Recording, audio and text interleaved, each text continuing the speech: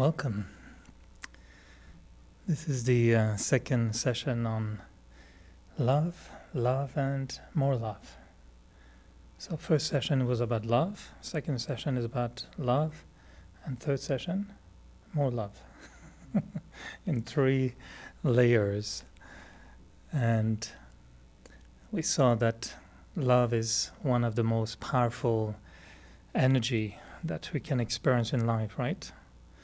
And the first session was mostly about redefining love, understanding the difference between what we call body conscious love, a love where we feel the personality, the person, we have even physical love, moving towards a more spiritual love.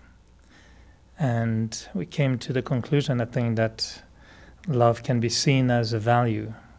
When we see it, when we recognize love, we give value to that. We say, oh, there's love.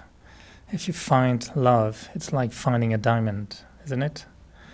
When you say to someone, oh, he found love in his life, it's like the life has moved from here to here. Without love, you're here. With love, you're here. It just goes like that. So love brings value. It has value. But when we use love, it becomes a virtue. I mean, it becomes a quality of the self. It becomes an expression of words, an expression of the face, an expression of the physical body, an expression of the mind, an expression of the heart. It's a virtue. But when love is accumulated constantly, it becomes a power. So a value, a virtue, and a power. And before we go into the world of relationships, because this is where love gets very tricky. Love as a definition in a dictionary is simple. But love in life, in relationship, oh gosh, this is not simple, is it?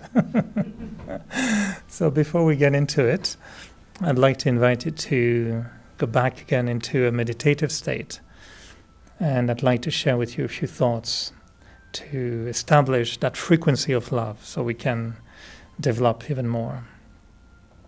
Meditation is only exercise of thinking, right? Meditation is channeling the mind, channeling thoughts in such a way that thoughts become an experience, and that experience then becomes a reality.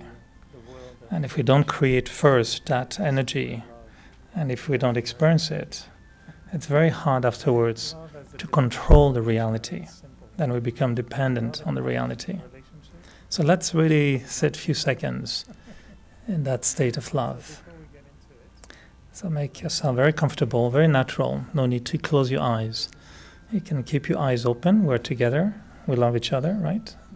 There's a feeling of love. Even those who are online, I send greeting to those who are watching live, or anytime you're watching, you can feel that love in the computer. It's there. It transcends physical energy and bodies. So let's sit comfortably and concentrate. And whilst having the eyes open, we can just experience how being together is a time that we give to ourselves. So we want to increase the quality of the self. And for this, we just want to experience aspects of the self that are beautiful. They're always there, but we don't feel the presence of those realities all the time. So let's think about the inner world, the aspect of the mind being like a river, thoughts flowing through the mind. So let's sit comfortably and concentrate. And I consciously slow down the rhythm of that river of thoughts.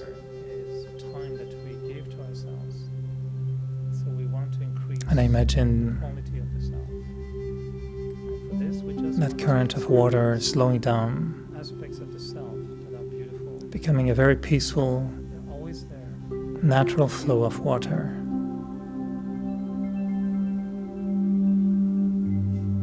My thoughts are becoming quiet.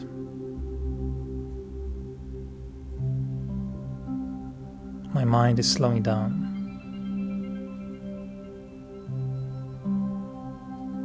And I give time to my thoughts to become a reality.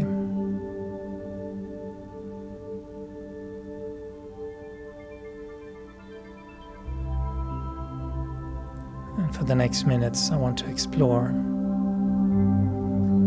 the energy of love.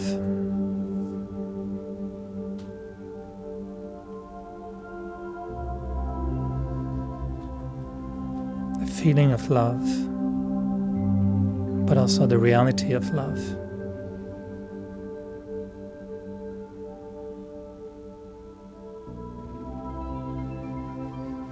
And if I look back in my life,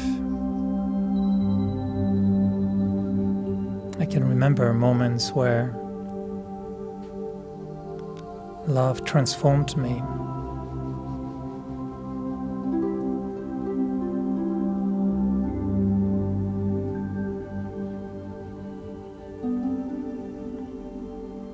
I can remember how love can be like a flame, a burning flame.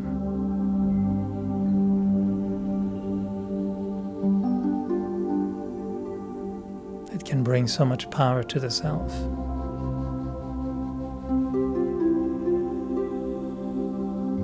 They say that love can move mountains.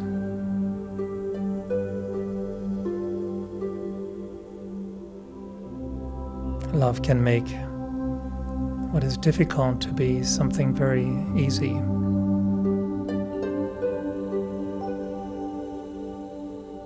Love can break barriers.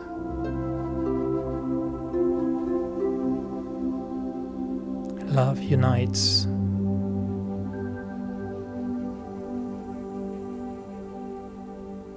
But how much love do I have in myself?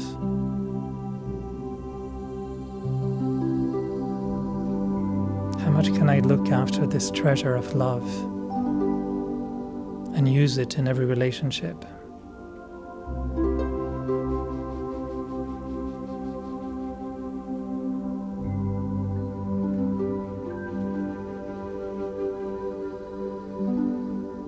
Do I remember what it is to love the self?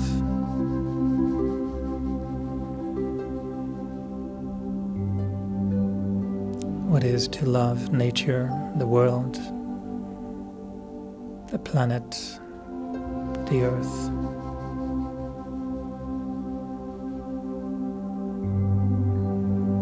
And what is love for others?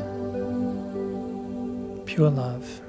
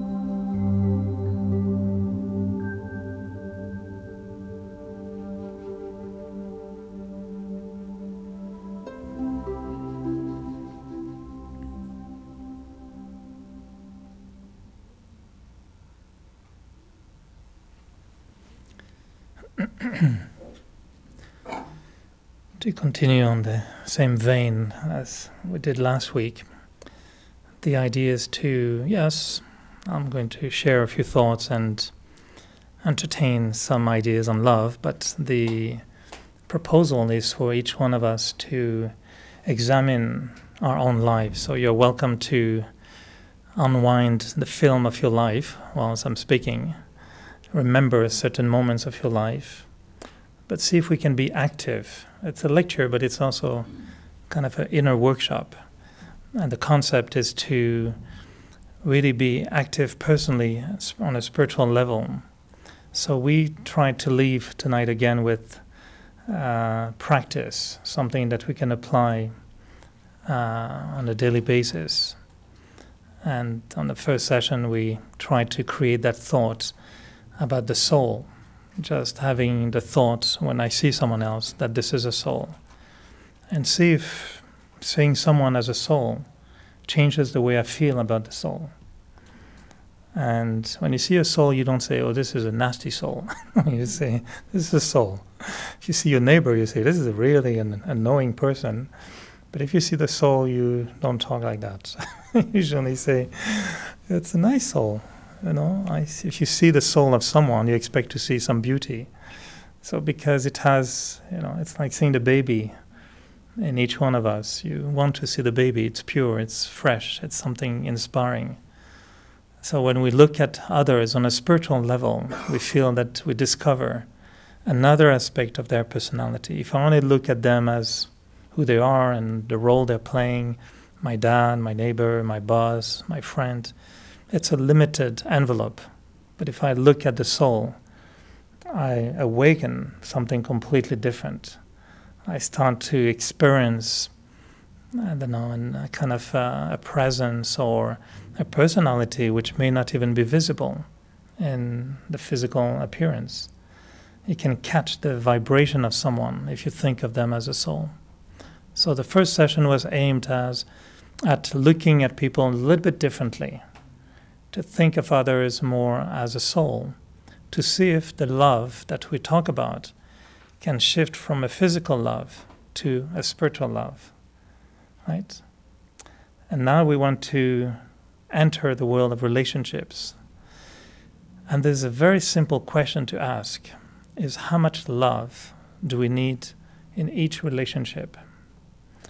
And are there relationships that can be very okay without love? Is it okay to have no love in relationships? Are there relationships where you can say, yeah, respect will be enough, tolerance will be enough, not hitting the person will be just fine. If I can just even stay quiet and not say any bad words, that would be perfect. It will be already a big accomplishment. Is it like that? So relationships, it's a very interesting aspect because, when we think about it, I'm not sure if everybody feels very comfortable talking about love. I know for men, when we talk about love, usually it's under very private, intimate circumstances, is it not?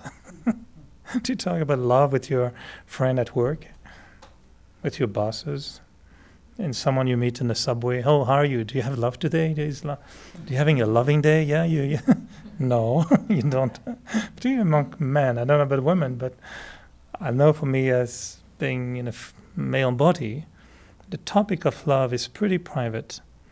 And it's usually when you play your role, in most cases with a woman, in a very private sector, with roses around, nice little meals, and then you have a vocabulary which is very weird, and that you only speak with women in very private moments.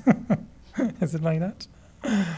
Or then it can open up to a different kind of language with your mom, or with your sister, relationships like I'm thinking of couples.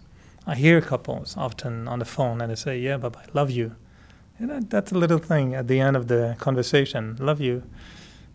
Parents to the children, husband and wives, right? This word comes up. But really talking about love, like having a deep conversation on love. When was the last time you had one? It's quite interesting. It's quite a fundamental element of life, but we don't really talk so openly about it. And I think there's a little shyness about love. Happiness is different. Happiness is very public. Oh, I'm very happy. Oh, this was great. I enjoyed it. This was so wonderful. Happiness is public. You can share your happiness with no shyness. But love, it's a little bit, am I right? That I find it's a little bit private. You don't share your loving thoughts with everybody. It's quite private.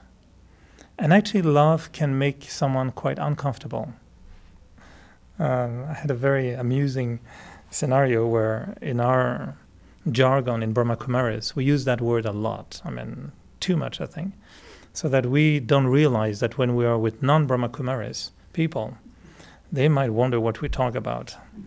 And in our email or correspondence among Brahma Kumaris, the ending is very often with lots of love, more love, spiritual love. I mean, you have, how to say conjugaison? You conjugue love, conjugate love in many ways in your correspondence. So at work, when I worked in English for a while with the department of CBC, it was with a unit from a native group. So it was all North American Indians. So there was all native Cree nation.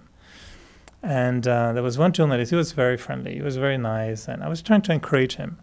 And I used to sign very often, okay, much love by Eric, which normally a boss never signs a letter like this. Now I understand it's not correct for professional correspondence to use with love, Eric. And one day, this person kind of really stopped talking to me. and native Aboriginal or First Nation people here have a very unique culture, which is a bit like from India also. They have very many similarities. And they're quite shy in many aspects and very delicate in how they say certain things or don't say certain things. So that man basically was very kind of distant for a while. And the main director of that program was a very good friend with me, and we were very direct. And she came to me one day and she was laughing and said, Eric, I think there's something going on because you've been writing letters to this journalist. And he's very confused because he really thinks you are, cruising him or chasing after him. And he's really not comfortable with that. I said, not at all. I mean, it's a normal way of saying, with love, which doesn't mean anything in terms of, intentions. But so as soon as I heard that, I went to see him and I gave him a big, tap like this. And I said, so, are you scared of my love? And he came like all red, saying, we don't talk about this. This is not, this is not the territory I'm comfortable with. I'm going to go hunting tomorrow, caribou, but I'm not talking about this. He was not comfortable at all. And so I had to explain really what spiritual love means. And that you can say to someone, I really love you. But, of course, most people, if you tell that to someone, they really think about something else. So the spiritual love is quite something we don't talk about very openly, and it's not something very easy to use, in terms of vocabulary. But in relationships, the image I would use is that if we don't use love in relationship, it's like having a mechanic without oil. It will squeak after a while, and it will really damage the movement. When two metallic pieces keep moving towards each other, if you don't put some oil at some point, it's just going to create something really harsh. It's going to create, at some point, maybe even sparkles, might break, might heat up, and it might go into really something not good. And to me, that would be the best image for relationships. And I think that we can imagine that in every relationship, doesn't matter which relationship it is, we should really ask ourselves the question, would there not be a need for a certain amount of love, and a certain amount of love, but in a specific form? And I think that love has many different forms, the different types of love, isn't it? How many types of love do you know? How many do we use? When you want to dress in the morning, you have choices, right? Short sleeves, long sleeves, T-shirts, shirts.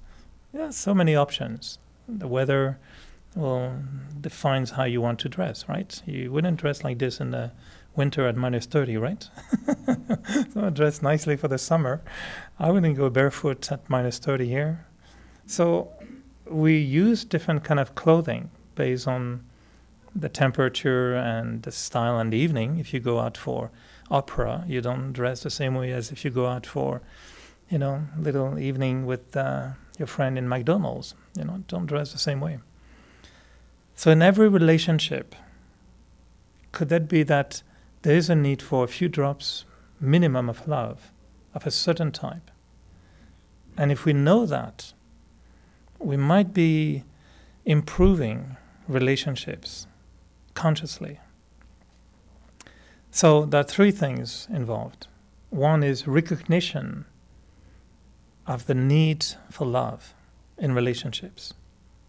Secondly, recognition of what type of love to use in relationship. And thirdly, recognition of why there's a blockage, why it doesn't happen. Because intellectually this is my auntie. She's really nasty. She's really mean. She's really annoying. She's really old.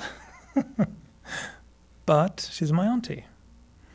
And yes, I can complain about her as much as I want. Yes, I can criticize her as much as I want. What's going to be the benefit from that? Nothing. So what if I just accept her, whatever? Anyway, too old to change, first of all, maybe. I'm just being a little bit naughty. Let's say she's, anyway, not going to change. Doesn't look like she's willing to take Raja Yoga course or mindfulness, thinking or yoga classes anywhere. So pretty much good chances she's going to remain just like that, even worse in the next few years. What's my option? So the option, it's squeaking, it's noisy, it's about to break. What about just pouring some drops of oil, of love, and see if that could change the relationship? And sometimes we just wait for the other to change so they are worthy of our love. All right, what kind of love would that be? Very conditional. What about we find the right type of love, we inject it in a relationship, and then we see the magic? Much more interesting. But the third aspect is, yes, we know that, why it doesn't work. And there are certain people, you prepare yourself very nicely in the morning, I'm going to give love to that soul.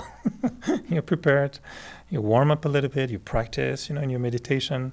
The person shows up in front of you, and all your hair goes funny, and then before you know, you're looking deep within yourself for a drop of love. And the other thing that comes up is, again, the same thing. What's wrong with you? Oh, sorry, wait a minute. How beautiful you are. Just went wrong. And afterwards you go back in the evening and say, what happened again? I was determined to be nice to the person. I just couldn't handle it, isn't it? I mean, it happened to me, I wouldn't say every day, but no. It happens to every one of us. And there are certain people that are very easy to love.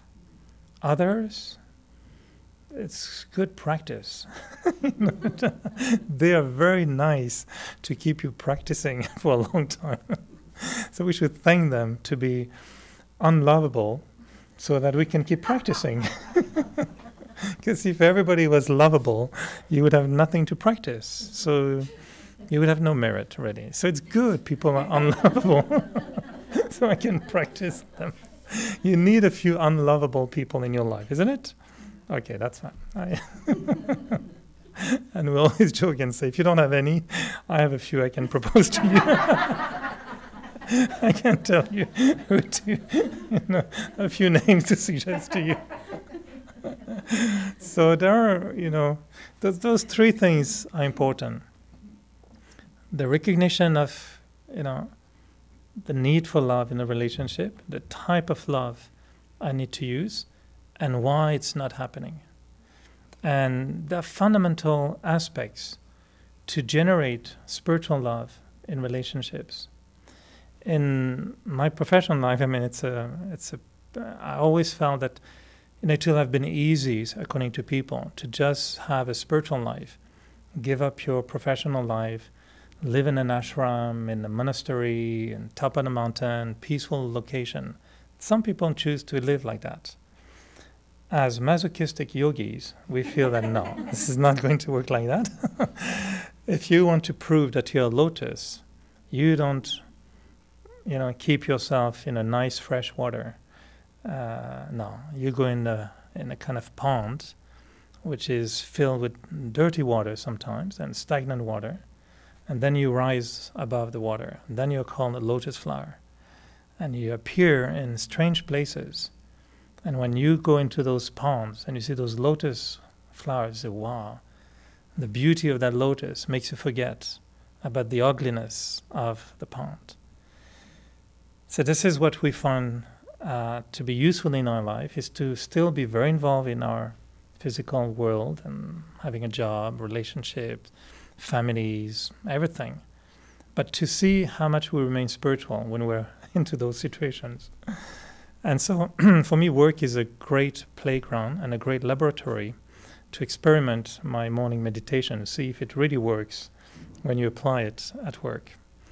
And so there are many stories I went through at work with relationships, and I won't tell them because I've shared them a few times. But the essence of what I found in my work was something I wrote as an essay for a group of media people who were gathering, and it's called spiritual leadership or something like that. And everyone had to write an essay. And for me, what I wrote was about, at work, we're asked to respect people. We're not asked to love them. And that's where we make a mistake. We limit ourselves. So every company will have a principle of respect, which is totally fun. I mean, it's totally normal. And where I work, there was many, many workshops given to us about respect, because they realize there's a lot of abuse, and hierarchy could create abuse, and among people there could be disrespect, which cause a lot of conflict. So respect is definitely good.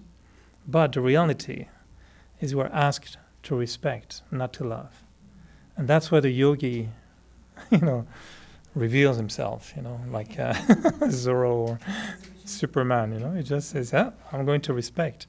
But more than that, I have to love. And again, if you were to use that language at work, it would be great discomfort. Imagine a big, seminar at work, love each other.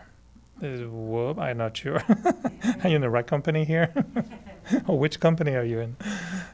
Again, we're entering that zone of intimacy, which we're not willing to put in a public space. But, again, the reality is, at work, would respect alone make all relationships work? Or would there be a need for spiritual love? And that spiritual love is, if we could start to see it as a commodity that is essential, the same way that it was new in our lifestyle today, to wash hands, to be careful about exchanging microbes, right? Before, it was not in our thinking. I remember, kissing my aunties and all of them, and there was never any concern about anything. Today, we're almost having gloves, you barely kiss anyone, and then if somebody has slightly a little cough, you have to cover like this, and then you put a mask, and then it's becoming really aseptic love today. It's like a surgical love. You just I love you from a distance. So we barely shake hands, and we just do like this, or with the like. I see people and I say, "How are you?" What are you doing? I say, "I have a cold." I say, "Yeah, you have a cold. I can hug you." No, I just give you the elbow. Strange how we've started to exchange love. So, if we could see love as a necessity, but again, in which form? So, we are told to respect, but we're not told to love. And every form of relationships could use a certain form of love. In a very simple way, we can say there are three types of love. There's a love which is very neutral, which we will call detached love.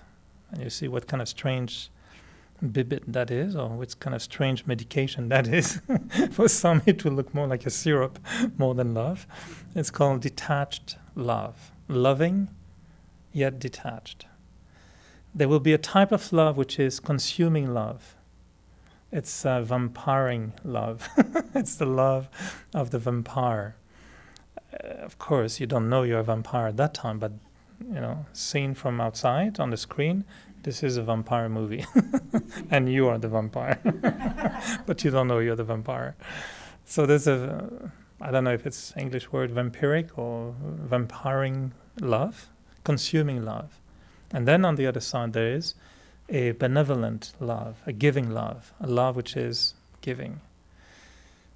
They all have variations, of course, and we won't have time to go into a lot of all the details, but just to measure the spectrum of love, it goes from really the love that is very absorbing, and this is the love that we don't know, but actually it's not really loving. It's consuming, and it gives me the feeling that I love the person because I'm consuming from the person.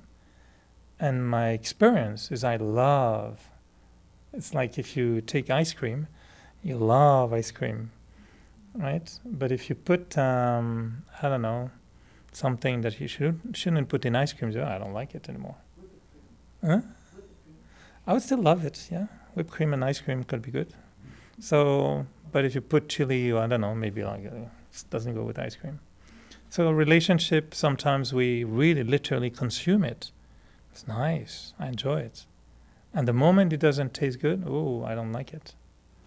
So that's a kind of love. On the other hand, the love which is giving love,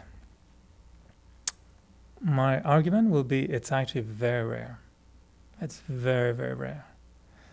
They call it sometimes altruistic love, unconditional love. Very popular in psychology, New Age, mindfulness, meditation, kind of philosophy. Yeah, beautiful concept. Altruistic love, unconditional love. In religion, we'll see it as well. That will be next session on this kind of highest form of love. It's a very rare type of love. It's the love that comes from benevolence. Where it exists more easily is people involved in intense charitable work. Those who are in a war zone and they are, facing trauma and horror. And sometimes if they can go over their own pain and their own horror, they might be producing that kind of love. They have nothing to take from the dying child. There's nothing. There's no gratification or no benefit for the self. Actually, they might die. They may be risking their life, but they find a way to give love. That kind of love is very rare. It's very powerful. It has mystical dimension, I would say, angelic dimension.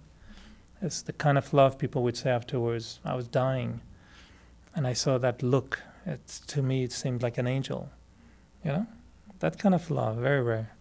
Don't do that in the subway. Doesn't happen unless the person is falling in front of the train and you're catching the person. Okay, you're the angel. Very rare type of love.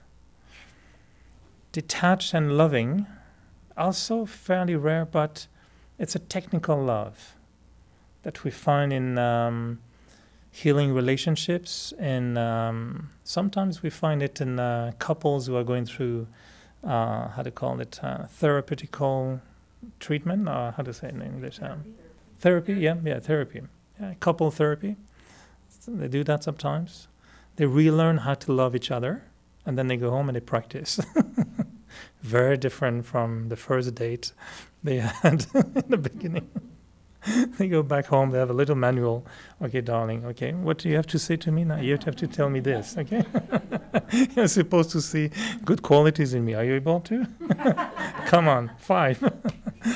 It's like you're relearning to love because of therapy, isn't it? parents and children. Sometimes they go through a really hard time and they know they have to make it work. So that kind of love, I would call it loving and detached. You're loving but not too much, you don't know how much, and then you're careful because you know that if you go on the consuming side, you're really going to be hurt. But you don't know how to get to the other side either because you're too hurt from the past. So you stay in between. And it becomes fairly nicely technical love. It works, but very careful. So you're very detached.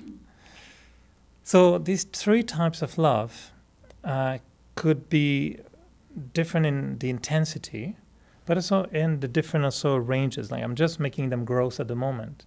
But actually the consuming love can be quite nice to a certain extent and terrible on the other spectrum. Sometimes we need love from someone. And for a child to consume love from his mother is actually okay. He needs it. He will need it to a certain extent. When it becomes dependency, when it becomes possessiveness, and certainly when it becomes abuse, well, then we really cross the line. And that consuming love that was okay suddenly has turned sour, and it has become poisonous, it has become abusive. So that becomes wrong. But the spectrum of consuming love is not all negative. We need to consume love. We need to get access to some people from whom the feeling will be a feeling of love. It's okay. It's just that very often it's a slippery slope, right? And we have to know how to navigate in it so that at the right time we switch that love from a consuming love to a loving and detached aspect, so that we recognize that I've grown up and I love the person and I love to be in the company of the person, but I want to hold on to my own personality, my own independence, my own unicity. And I don't want that relationship, as beautiful as it is, to start affecting my own independence, my own dignity. So I don't become subservient to that love. Because if I consume, it's like anything. It's okay to consume maybe ice cream again. But if you are, up to 10 ice cream per hour, there's definitely a problem, right? There's definitely something really wrong. I'm exaggerating so I don't hit anyone's quota of ice cream, right? I presume no one is at 10 per hour, so no one will feel, oh gosh, he's not good with me. So consuming is okay, but then you can lose it. Some people might be able to take a glass of wine once in a while, but it's very different from being alcoholic, losing control, ruining my life because of consumption. So consuming love could be okay, but to which extent and at what cost, and when does it become poisonous? So that's why this consuming love is okay, but to be careful. Loving and detached has a beautiful, yes, it has this mechanical, therapeutical aspect to it, but it has another dimension to be loving and detached, where that love becomes more like a very beautiful healing process in the relationship, and a process in which I can see things more clearly. I have a distance. So if, for example, you were hurt with someone because of what the person told you or what they did to you, and you realize that hating the person is not a good idea, that's when you will need to learn maybe creating love whilst being detached. And this is the kind of love we want to put in the relationship. Not the love, altruistic and beautiful that I give, and this kind of war zone type of love when I save the baby, but no, loving and detached. And that love is actually not neutral. It's a healing love. But it's not a love that I consume from the person or from the relationship. It's a love that I produce, but with no expectation either. So that's why I remain detached.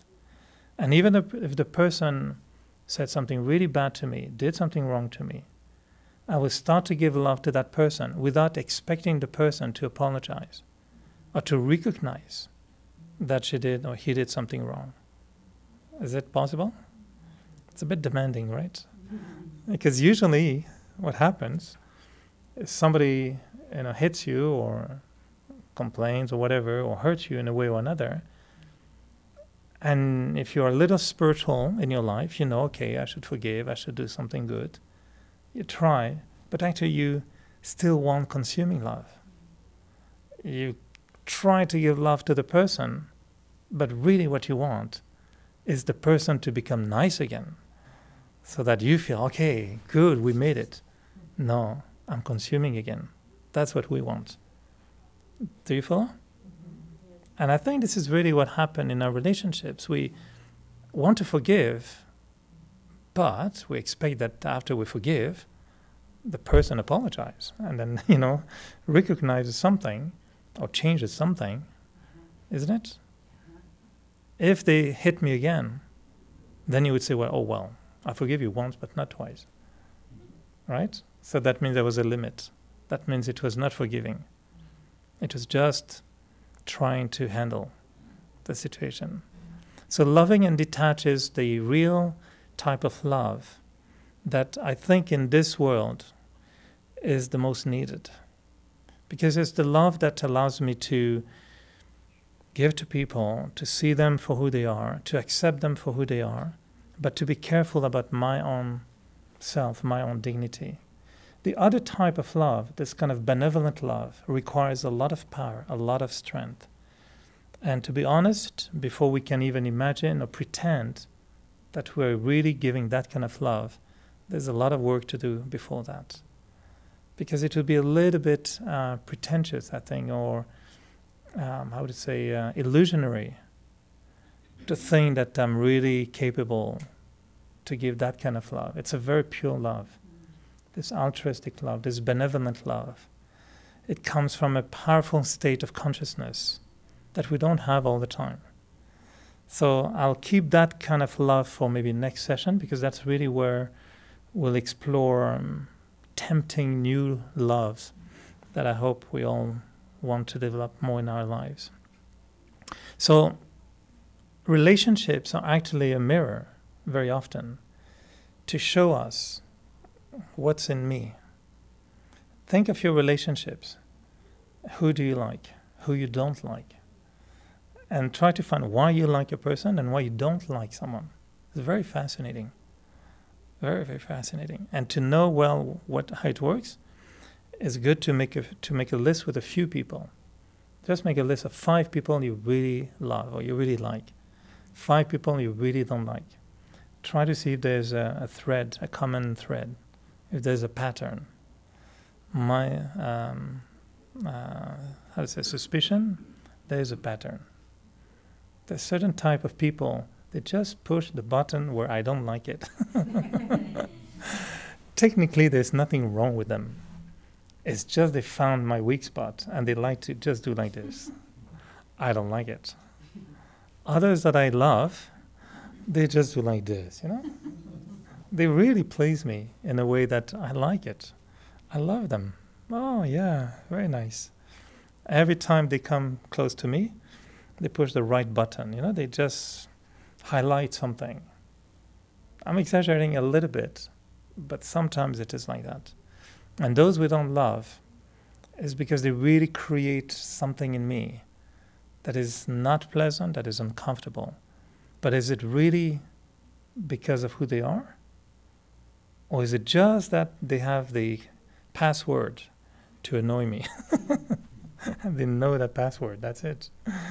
And their personality, their way of speaking, the way they do things, sometimes just the way they dress, sometimes just the way they smell, might just trigger something that, I don't like. I don't feel comfortable with that person. And thought I always find useful, which I shared in the last session, was, but I may not love that person, but think about it. There are other people who love that person.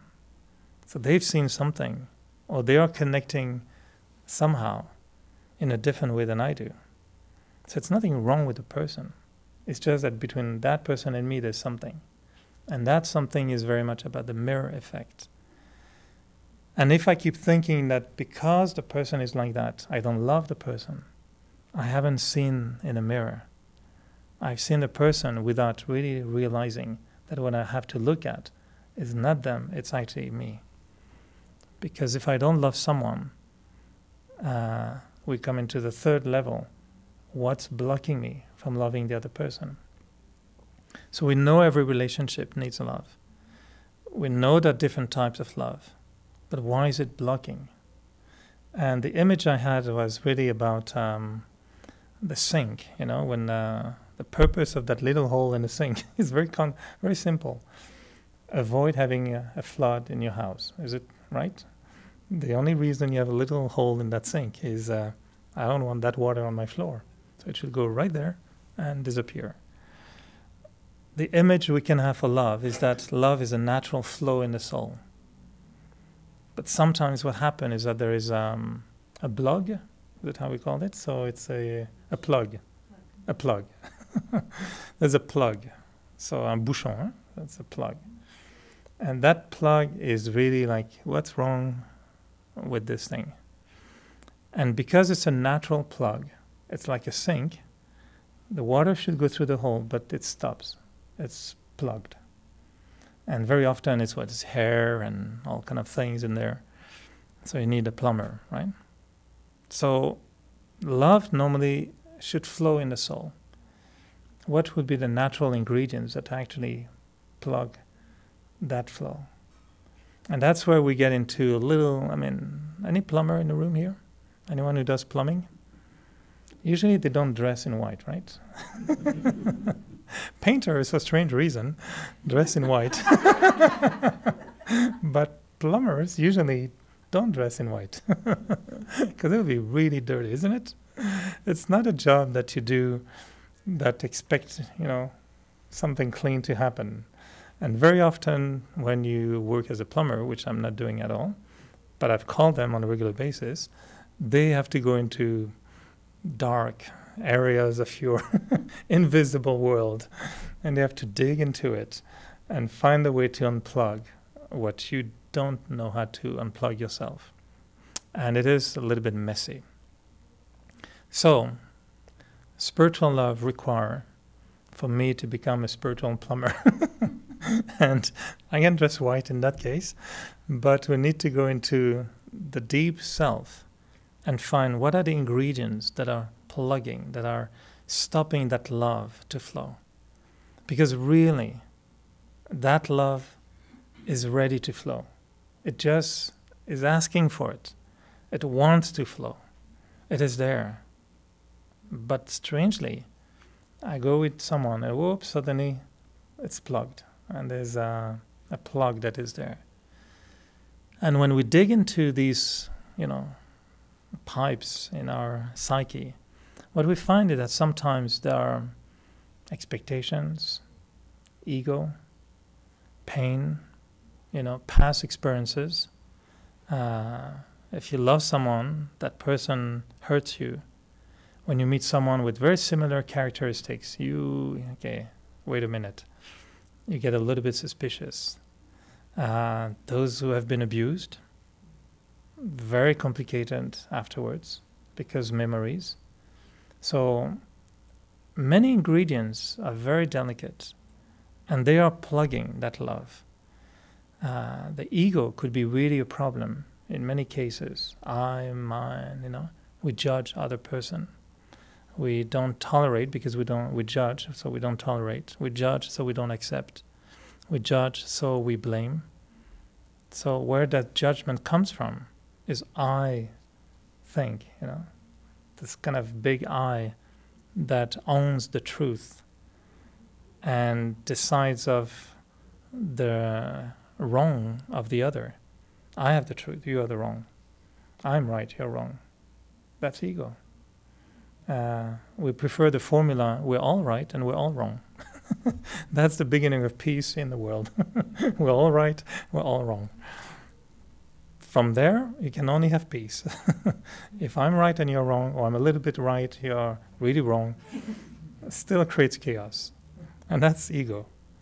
So killing the ego is not easy. It is the biggest natural plug for love, is the ego. Because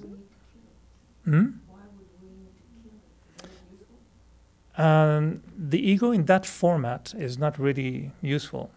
Where ego is useful is pure ego, which is dignity, self-respect, recognition of the greatness within myself, but not becoming arrogant about it. Recognizing I may be a divine person, but not going out there saying, hey, I'm divine, please, I deserve respect now. Not that kind of, so they say, ego is the attachment to a wrong identity. That's how we define ego often. It's an attachment to a wrong identity. Because we're a father in a family. Suddenly, I don't know who decided that, but apparently fathers have rights. They have powers. They have authority. It's good to use it. It's dangerous to abuse it. And who decides if it's a use or an abuse is the ego. I'm your dad, you're going to listen to me. And then I'm your dad, you're going to listen to me. Whoops, this is getting a little out of control now. So who is doing this is not the humility. It's not the divinity. It's the ego that takes over the dad's role to make it a little bit bigger than it should be. Because apparently dad should be loving as well. There's nothing that says dad will not be loving. Today we have, what do you call them now? Soft dads. I don't know, mother dads, I don't know, must be a name for it. The other day I went back from a walk and I met 3 fathers pushing the baby without the wife. Yeah, and I thought, honestly, I think 30 years ago, am I wrong? But I don't think we would have ever seen that going on, right? I mean, it's nothing wrong. I mean, it's just time. But today, the relationships we have created are very different. And it's natural for even some father to be at home and mothers to be working. There's no more shame in that scenario. Before, I mean, my goodness, unthinkable. And, the very typical macho image, dad take baby, okay, you take care of it.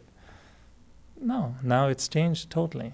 So we get soft dads that are becoming, the image of dad loving is now good. So the love that we want to create in a relationship can be really stopped by ego, attachment, expectations, judgments. These are all the little vices, I would say, the little defects of the soul that will stop love. And where we need to look at in relationship is that relationship triggers which negativity in me, regardless of the other person. If the other person is really, unbearable, okay. But what part of me reacts to that personality? Is it my ego? Is it my laziness? Is it my attachment? Is it my judgment? Is it my expectations? My needs? My desires? There's something that is bigger than, of all these ingredients, one will be bigger. And it depends on the person. Because what makes me stop loving my wife will be very different from what makes me stop loving my boss or my neighbor. Expectations are not the same. Memories are not the same. There's so many. Every relationship is unique. And every relationship will direct the feeling towards a specific plug like this. And if we find those plugs, it becomes very useful. Because then we start to think, well, what if I change something in me and see what happens? And before we can love someone, that means maybe I need to reduce my ego. How do we do that? It's very difficult, right? It's like reducing the shape of your foot. So, well, I don't know, it's that big, It's always been a 10.5. I don't know how to make it into an 8. Apparently in China they can help you with that. But otherwise, just that's the size it is. The good thing about ego is that it could change the shape. There are ways to break the ego. We call it realization, awareness. To become aware of certain things will change the ego. One simple example is gratitude. Take, for example, one day to make a list of everything toward which you feel gratitude. Think of your parents. Okay, maybe they were not the perfect parents. Maybe they did something wrong. But can I have gratitude for them, regardless of what they did? Can I have gratitude for what exactly? Can I remember? Just to awaken gratitude. Can I have gratitude for the earth, the nature, the beauty, the air, the food, the beauty of what I see every day? Can I generate gratitude? We know it's there. And we say, yeah, I love it. Yeah, do you feel it every day? Do you take your pill of gratitude? And gratitude, because we don't practice it, we don't have time. I have to go to work. I don't have time to be gratitude. No, I have to go to work. Someone give you something. Thank you very much. Yeah, I appreciate it. No. Imagine after the cashier at IGA or somewhere, everybody will have to stop 30 seconds. The cashier give you your bag, okay? Don't run away. Stop. With the cashier, 30-second gratitude. Why not? I mean, that would be very sweet, in an ideal spiritual world. To just tell people, honestly, what happened to me recently, I had a very bad toothache. And I went to the dentist and said, yeah, this is a little serious. We have to do something big, so we have to go to a specialist. And the specialist, when he told me what he was going to do, I almost actually fainted. I almost told him, stop telling me this. I'm going to really not feel well. And just the way he was describing, he wanted to be clear. So he described very detailed. We're going to open all this. We're going to lift it, put some things like that. We're going to drill into it. We're going to extract that. I said, stop it. I'm not feeling well at all. I asked him, can you put me to sleep? And I wake up tomorrow and everything is fine. And the pain that he was projecting felt me. Can actually sleep for 3 weeks. And then when I wake up in 3 weeks, it's all fine and there's nothing. Honestly, I was kind of really I'm not courageous on the dental chair like this. I'm really a little plumb, And he was like really tall and has such a big hands that even that scared me. I was going to put that in there. And so anyway, he gave me a lot of, he could tell that I was really not the courageous guy showing up. So he gave me a lot of anesthesia. So we were completely like frozen. And then when I couldn't speak, he started telling me that he was from Syria. And he says, you're a journalist. Yeah, you're doing very bad work about this and that. And I thought, don't take your revenge on me. It's not me. And but he was kind. And so it lasted for, I don't know, it was very long, and the drill. And you have worse scenarios in your head, when he goes with all these tools. And there were 3 on you. And then anyway, the scenario. So I was not, and he said, yeah, maybe tomorrow you'll be like this. And so you put ice. I slept with the world of ice around so it doesn't become big like that. And there's more imagination than reality, and the scar was very little. But the point was, where I'm getting at, is that when I left after the surgery, because it was a surgery, I left and, you're a little bit, just want to go home and just feel, is it going to become like that or not? So I just said goodbye, thank you, thank you, bye-bye. And then it's only when I got home and it, became normal, and 2 days later I realized, there were 3 people. He spent almost 2 hours, plus there was a previous exam, plus there will be another exam. I mean, they spent a lot of time, equipment, money, to fix one tiny little tooth, So, wow, this is incredible. And this guy had to study for 10 years just to fix my tooth. Wow, that's big gratitude. Thinking, I just couldn't do it myself. I can try, but I'm sure I cannot do it myself. I can ask my best friend, can you please fix this? I don't think he could. So I suddenly felt so much gratitude, for these people.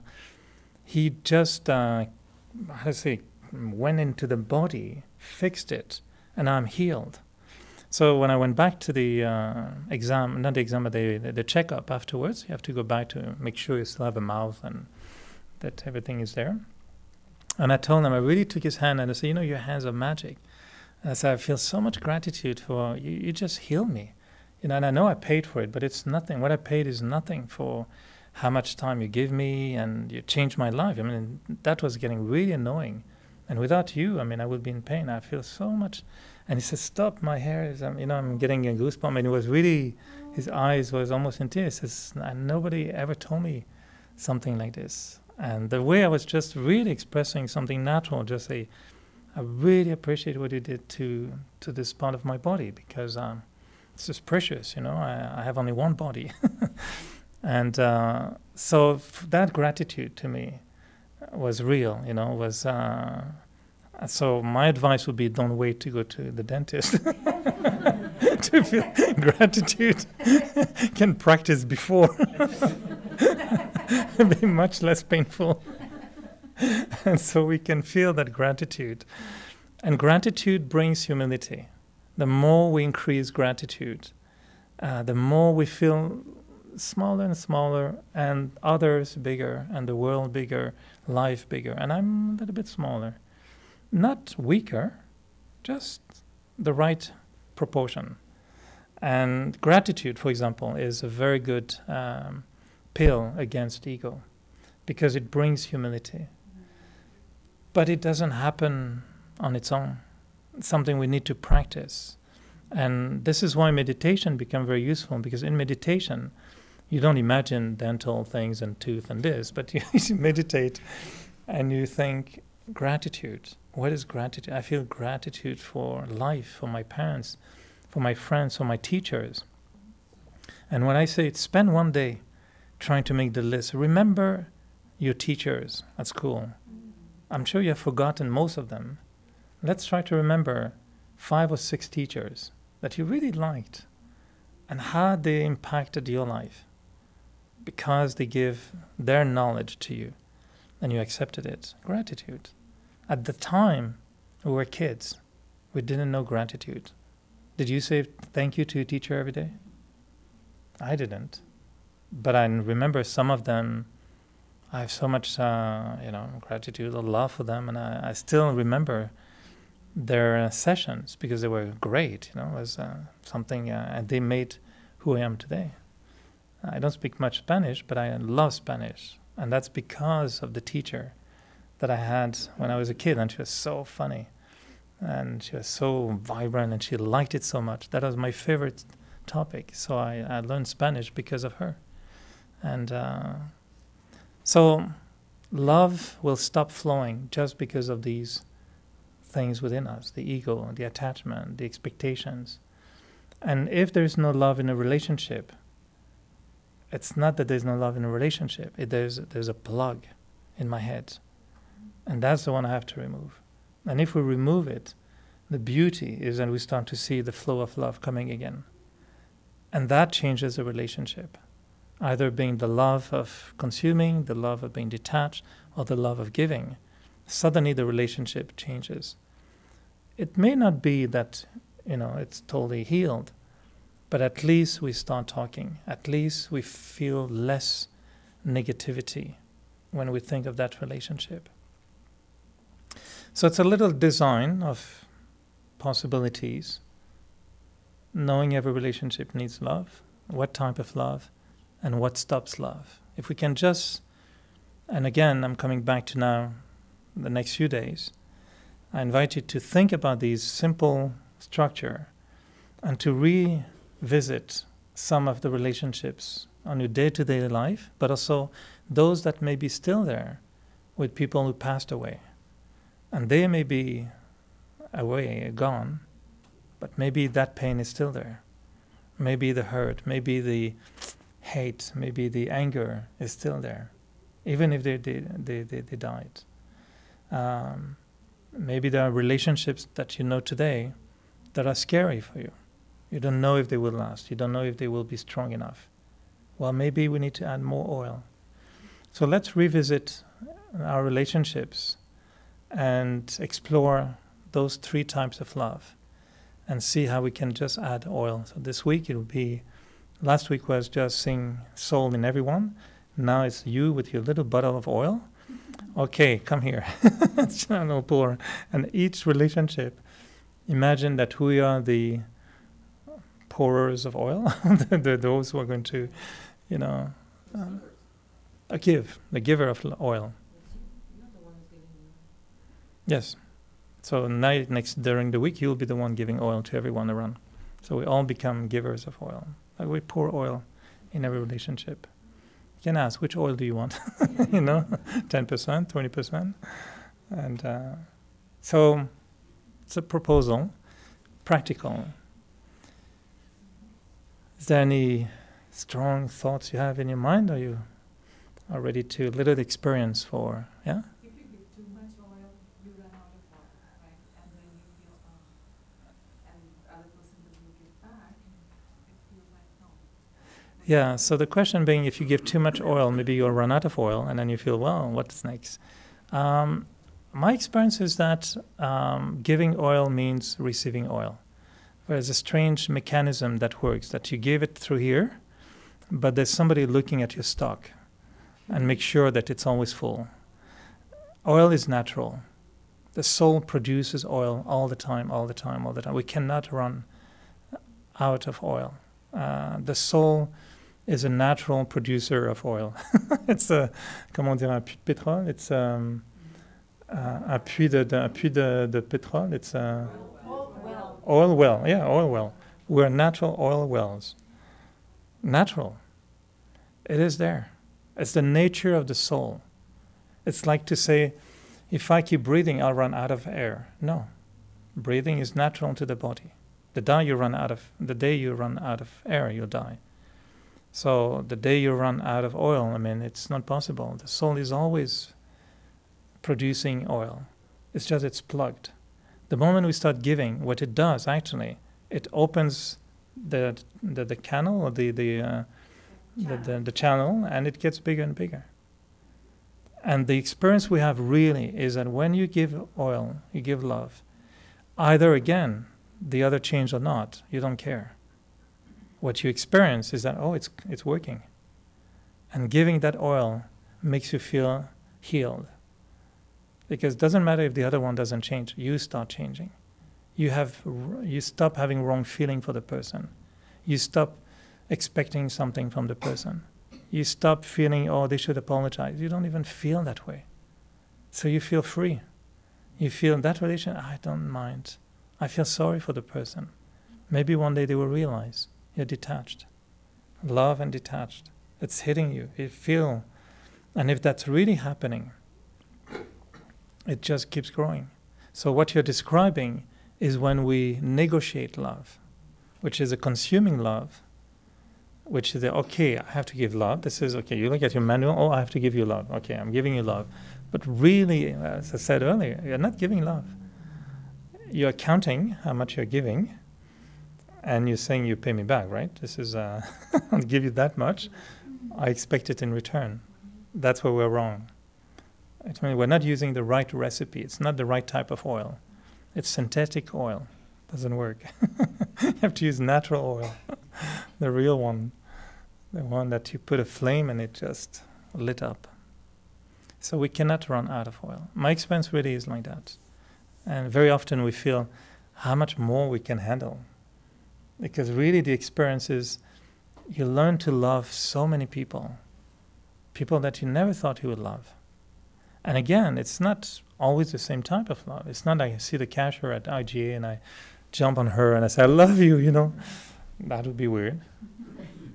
But when I see her working hard and seeing some customers being a little bit aggressive, I have a merciful love.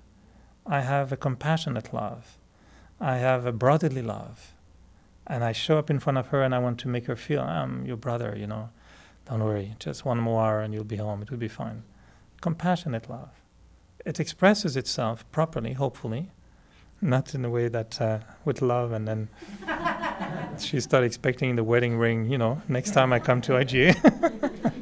So I've learned to be careful how to express it. Brotherly love, friendly love, spiritual love. That we cannot run out. And once we start to feel that we're using it properly, really, with taxi drivers, with people everywhere, and particularly those who are quite annoying. And I shared that lately my experience of thinking I knew what homeless people were, and just by doing a documentary on them, I realized I was judgmental still. With my beautiful yogi, costume, I was actually still judgmental. Being kind of detached, but it's not detached. I was conveniently detached so I don't spoil myself as a plumber would do with his plumbing. And I realized I was judgmental. And now I'm learning to love homeless people. It's not easy to love people with mental, problems, with smells, with life that you don't agree with. And to love them, not in a way that I will go in the street and say, I love you, and I hug them. No. But love in a sense I will check what's going on with me. Do I have ego? Do I have attachment? Do I have judgment? Do I have rejection? Do I feel, do I judge them? I say, what life? Do I do like this? That's not love. Or do I genuinely welcome them when they jump on my car and I say, hi, how are you doing? Hope you have hope it's not too hard today. Courage, I give you courage. Kind of friendly love. What if you hate someone, you just don't like someone so much? Yeah. To the point of hatred? Yeah. How do you pour that oil? Yeah, before love will come to someone that you have hatred for, we have to find out exactly what's the plug. Why that hatred comes. And there's definitely pain. We're being hurt. The relationship has broken maybe a sense of justice in us. We feel this is just, this is not right. And we're definitely here, so I don't accept it. How do I accept something which is unrighteous? Something which is violent, something which is negative? So we have to go to a spiritual reflection on my own personal core values and see yourself how you can be able to forgive the person. It's a long work, it's something that is not just like that. But to really talk about it, I think next session will be really that kind of love that we search for, because it's a lot of work. And I shared many times that some relationships are very difficult to forgive. You hate them so profoundly that it seems like all the theory is not practical. But I can guarantee, doesn't matter how bad the hate is, there's always some kind of password that will work and will unplug the thing. And the day you sing that has been plugged for 25 years, suddenly you can hear it during the night. And you go and check it out and it's empty. You say, my goodness, that is a good plumber. And God may be a good plumber sometimes. We need to call the big one. But it does work. Honestly, every relation, the worst one. I've seen documentaries on people having to confront their aggressor who almost kill them. I mean, there's that extreme that exists. And they will manage one day to realize that if they don't go through healing and love, they're going to suffer their whole life. So we don't forgive and love for the good of the other person, but we first do it for ourselves, because that's our savior. If I don't forgive, I'm going to suffer, period. And maybe the other person is very happy, and I'm the one suffering. So I should forgive, and then I'll be free. Then I can give love. But what kind of love? Yeah, of course, would be proper love. It's possible. But you don't have to. Hmm? You don't have to see them off, but you can have like a distant relationship. I mean, you could. Yeah. You don't have to get married again. Yeah, you don't have to be with them all the time. Okay. No.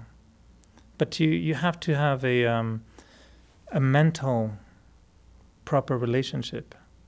So it's not that you say, okay, I'm going to be distant physically. That's fine. But mentally also, there should be no fear of being close. See? So you can send them like Yeah. your vibrations, but you don't have to. You don't have to. You don't have to be confronting all the time someone who doesn't change. Right. That's self-respect to say at one point, you know, it's much better for us that we don't see each other again. That's fine. But I don't leave the person with the hate and the suffering. That has to go. Big topic, huh? Love, love, more love. Stay tuned. So let's conclude with just a few minutes in meditation and feel. Because now when we take just 5 minutes to meditate, but realize that love has to be absorbed. Love has to be felt. It can be understood, can be recognized, but eventually we have to embrace that love in its many forms.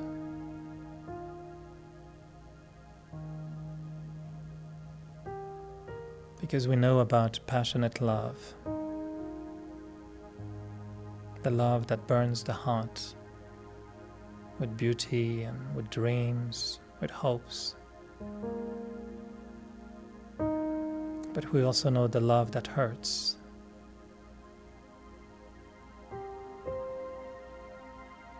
The love which is so unattainable that we just retain the pain from that love.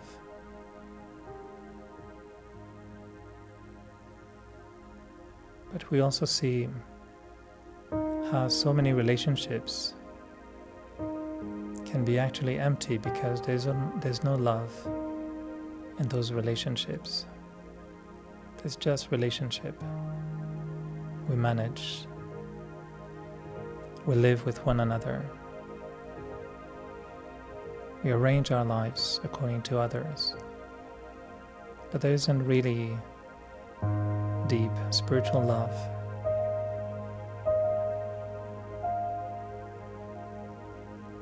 But the beauty of being in silence with the self, the beauty of looking at the mind,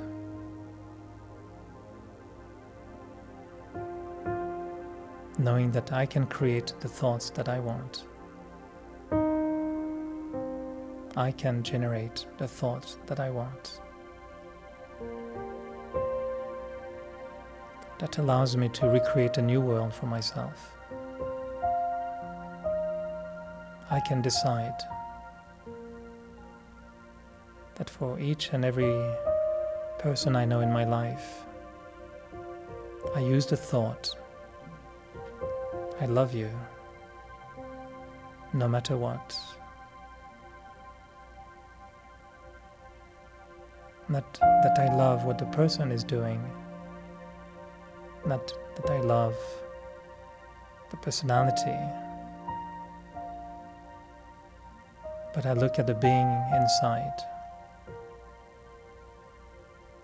the living human being.